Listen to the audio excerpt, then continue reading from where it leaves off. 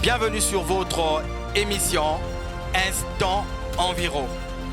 Aujourd'hui, nous avions le réel plaisir de recevoir Monsieur Dubrel de Massala, ingénieur forestier et chercheur à l'IRSEN, Institut de recherche en sciences exactes et naturelles.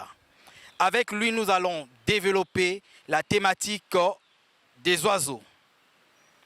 Je rappelle que Monsieur de Massala est spécialiste en ornithologie. Effectivement. Merci, un peu comme... Monsieur de Massala, bonjour. Bonjour Monsieur Liné. C'est quoi l'ornithologie? Alors, merci pour la question. Pour faire simple, l'ornithologie, c'est une branche de la zoologie qui étudie les oiseaux. Donc pour les amateurs, l'ornithologie, c'est une science qui étudie les oiseaux. Qu'il s'agisse des oiseaux d'eau ou des oiseaux terrestres. Voilà. Très passionnant, Monsieur de Massala. Mais d'où est venue cette inspiration? D'accord. D'abord, il faut le dire que je suis moi-même très passionné de la biodiversité. Et j'ai eu la chance, lors de mon parcours universitaire, de tomber sur un enseignant aussi qui était vraiment passionné de la biodiversité. Mais voilà, ça a eu comme un effet contagiant et il m'a contaminé. Je finis donc mon premier diplôme. Il était question que je cherche un sujet sur lequel je devais travailler. Et voilà comment est-ce que je suis tombé sur lui. Et lui, il travaille sur les poissons. Je vais dans son bureau pour discuter avec lui. Mais il me dit, je ne te mets pas sur des poissons cette fois-ci, mais toi, tu vas aller sur des oiseaux. J'étais assez surpris. Mais voilà, je me suis lancé dans le fleuve des oiseaux et jusqu'à aujourd'hui. Et c'est bien après que je me suis rendu compte qu'il y a finalement un lien entre les oiseaux et les poissons, puisque les oiseaux mangent les poissons. Voilà. Très bien. Wow. Encore une fois de plus, c'est vraiment passionnant comme thème. Mais finalement, Monsieur de Massala, mais c'est quoi un oiseau? Voilà. Un oiseau, pour faire simple, toujours pour le souci des amateurs qui nous écoutent, un oiseau, c'est un vertébré. C'est-à-dire qu'il a un squelette. Et la caractéristique principale des oiseaux, ce sont des plumes. Qu'ils volent ou qu'ils ne volent pas, la plupart des oiseaux ont des plumes. Voilà la caractéristique principale d'un oiseau. Donc, c'est un vertébré, j'allais dire, qui a des plumes. En plus des plumes, les oiseaux pondent des œufs. Voilà. Merci beaucoup. Poursuivons toujours Monsieur de Massala. Mais pourquoi devrions-nous étudier les oiseaux? Pourquoi? Très bonne question, Monsieur Liné. Vous le savez certainement comme moi que les oiseaux, ils font partie de la composante animale. Et quand on parle de l'environnement, là-dedans, nous avons plusieurs composantes, n'est-ce pas? Nous avons la composante animale. Et les oiseaux, ils font partie de la composante animale. Donc, on ne peut pas prétendre dire qu'on fait de la conservation de l'environnement si on met à côté ou encore à l'écart la composante animale. Donc, il est grand temps pour nous de nous intéresser aux oiseaux parce qu'eux, ils font partie de l'environnement. Mais quel est finalement le rôle fondamental que l'on peut attribuer aux oiseaux? Waouh! Bon, pour faire simple, parce que je me soucie des gens qui nous écoutent, on va dire que les oiseaux, ils ont deux grands rôles fondamentaux. De l'autre côté, nous avons les aspects environnementaux et de l'autre, les aspects liés à l'économie. Parlons d'abord des aspects liés à l'environnement. Vous savez comme moi que à la différence des animaux, les végétaux, ils ne se déplacent pas. Alors, ils ont besoin d'assurer leur pérennité, n'est-ce pas? Alors, les oiseaux, ils vont jouer un rôle très capital. Il y a une grande famille des oiseaux qui se nourrissent du nectar. Le nectar, c'est une substance qu'on trouve dans les fleurs des végétaux. Puisque les végétaux, eux, ne se déplacent pas, donc ils sont incapables de transporter le nectar. Et donc les oiseaux font partie des agents vecteurs. Certains oiseaux qui se nourrissent du nectar font partie des agents vecteurs du nectar. C'est-à-dire, ils vont se nourrir sur une fleur. Pendant que l'oiseau se nourrit, il transporte le pollen sur une autre fleur ou sur un autre arbre. Et c'est ça ce qu'on appelle en français simple la pollinisation. Donc les oiseaux, du point de vue environnemental, ils vont assurer la pollinisation, Monsieur Liné. Secondo, il y a de ces oiseaux qui se nourrissent des fruits, n'est-ce pas? Ceux-là, on les appelle les fructivores. Ils vont manger des graines, après les graines seront disséminées partout dans la forêt. Et les oiseaux donc vont jouer aussi un second rôle pour ce qui est de l'environnement en assurant la dissémination des graines. Maintenant, parlons un tout petit peu de l'économie. On ne va pas faire de la conservation pour le plaisir de le faire. On ne va pas étudier les oiseaux pour le plaisir. C'est que si on arrive à étudier les oiseaux de façon sérieuse, c'est-à-dire identifier les sites où les oiseaux migrateurs viennent, par exemple, on va cartographier ces zones, on va produire des cartes pour dire aux gouvernants qu'au Congo, dans telle zone, nous avons une forte concentration d'oiseaux migrateurs qui viennent. Donc il est grand temps d'orienter vers ces zones-là le tourisme, ce qu'on appelle simplement le tourisme de vision. J'aime bien prendre le cas du Sénégal qui se fait beaucoup de fric avec une des réserves qu'ils ont là-bas, la réserve ornithologique du Djoudj. Là-bas, les chercheurs, ils ont longtemps travaillé. Alors les recherches ont démontré que là-bas, il y a une forte concentration d'oiseaux migrateurs d'eau, c'est-à-dire les oiseaux qui quittent l'Europe pendant une période donnée et qui viennent se réfugier au niveau de la réserve communautaire du Djoudj au Sénégal. Mais les Sénégalais se font de l'argent avec puisque les expatriés viennent faire le tourisme au niveau de ce site. Et ça fait rentrer les devises dans les caisses de l'État. Donc voyez-vous que sur le plan économique, les oiseaux vont nous faire rentrer de l'argent dans les caisses de l'État. Sur le plan environnemental, on l'a dit, ils vont assurer la pollinisation, ils vont assurer la dissémination des graines et cette dissémination va permettre à ce que la forêt puisse être pérenne. Merci monsieur de Massala. Et s'il te plaît, un autre détail que j'avais ajouté pour nos auditeurs, les oiseaux aussi ont un rôle social, puisque dans certains coins du Congo par exemple, les gens en mangent. Ça constitue d'ailleurs une des sources en protéines animales, n'est-ce pas? Merci beaucoup. C'est ça. C'est comme si vous avez lu dans mes pensées. Merci monsieur Dumas. Mais en parlant des rôles, vous aviez eu à aborder un point très important sur la migration ou l'émigration des oiseaux. Et dans un français facile, qu'entendons-nous par migration des oiseaux? D'accord, très bonne question. Alors, avant qu'on se lance sur la définition simple du mot migration, j'aimerais d'abord fixer l'auditoire sur quelque chose. On a dit tout à l'heure que les oiseaux, c'est un grand groupe, n'est-ce pas? Alors, dans ce grand groupe-là, on peut catégoriser ça en deux. Nous avons d'un côté les oiseaux terrestres, c'est-à-dire ceux qui dépendent totalement des écosystèmes se trouvant sur la terre ferme.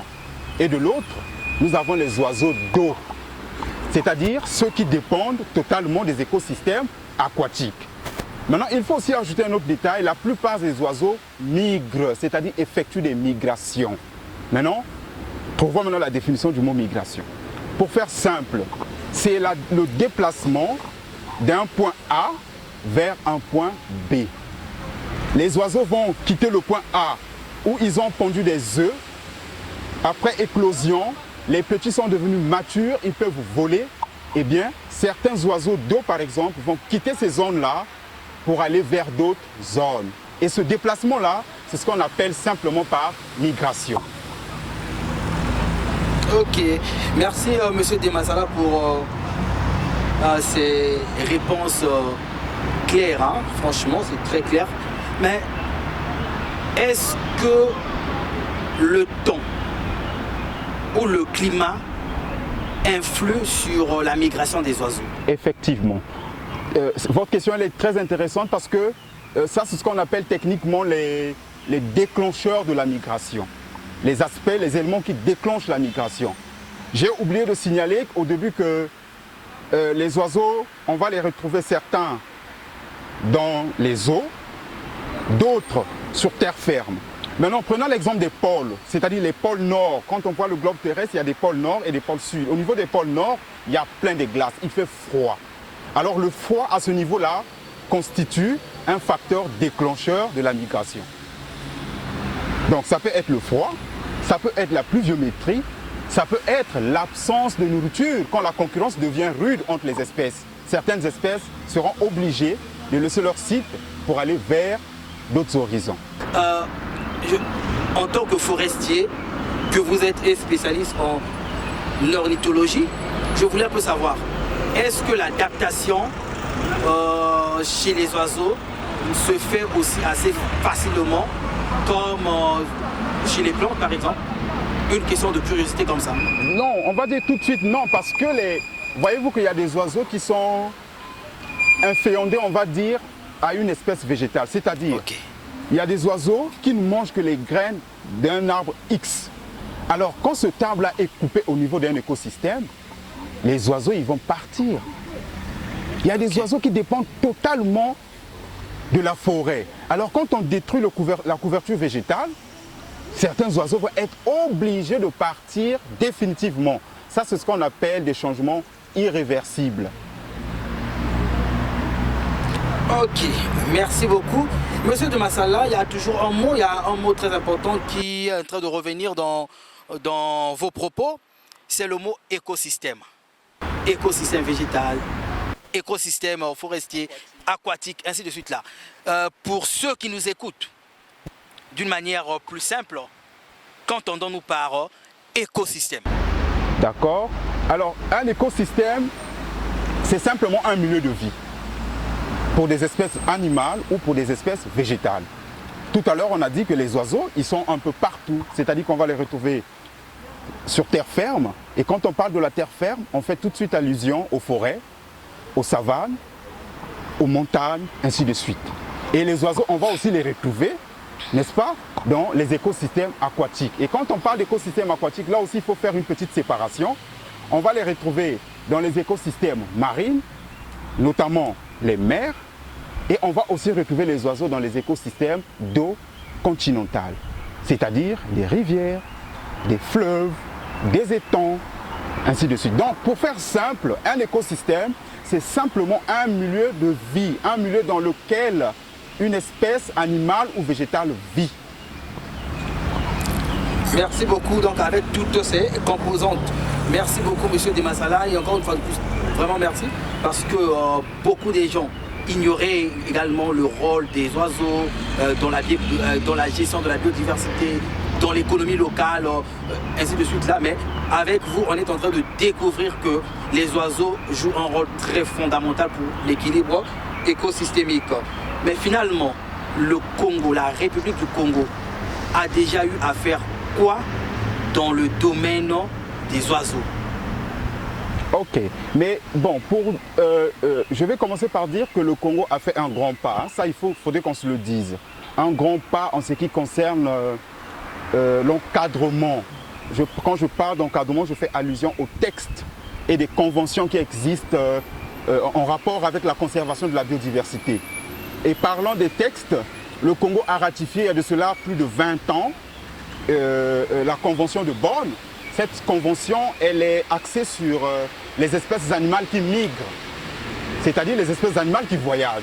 Le Congo a ratifié, c'est-à-dire le Congo a signé cette convention de Bonn là. Ça c'est un. Deux, le Congo a aussi signé la convention de Ramsar. La convention de Ramsar, c'est une convention en rapport avec les zones humides. Tout à l'heure, on a dit qu'une zone humide, c'est là où il y a de l'eau. Donc le Congo a signé la convention de Ramsar et les eaux constituent un habitat pour les oiseaux. 3. Le Congo a signé aussi, comment on appelle ça, l'accord de l'AEWA. L'AEWA, c'est quoi? C'est un accord sur les espèces d'oiseaux d'eau qui migrent. Et en dehors de cet accord, le Congo est aussi membre d'une ONG internationale qui milite sur la protection des oiseaux. Cette ONG, c'est Waterlands International.